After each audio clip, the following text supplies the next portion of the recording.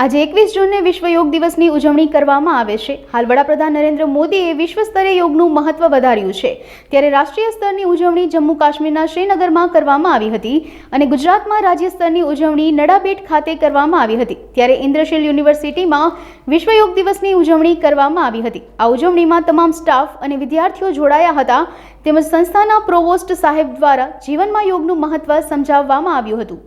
આજ રોજ ઇન્દ્રશીલ યુનિવર્સિટી ખાતે આંતરરાષ્ટ્રીય યોગા દિવસ નિમિત્તે વિદ્યાર્થી મિત્રો તથા સ્ટાફે મળી અને યોગની ઉજવણી કરી હતી। આ પ્રસંગે સંસ્થાના તમામ વિદ્યાર્થીઓ તથા સ્ટાફ એ યોગા ગુરુ દ્વારા કરાવવામાં આવેલી તમામ પ્રકારની કસરતો તથા પ્રાણાયામથી પોતાનું શરીરને સ્વસ્થ રાખવાનો એક સંકલ્પ લીધો હતો।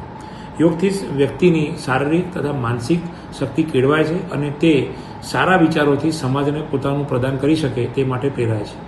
યોગ એ ભારતીય સંસ્કૃતિની જગતને આપેલી એક મોટી દેણ છે અને આ નિમિત્તે હું આપણા માનનીય વડાપ્રધાન શ્રી નરેન્દ્ર મોદીજીનો આભાર માનીશ કે જેમણે યોગને વિશ્વભરમાં યોગ દિનના પ્રચાર દ્વારા એક વેલ્યુ ઊભી કરી છે અને જે ભારત માટે યોગ ગુરુ બનવા સમાન છે।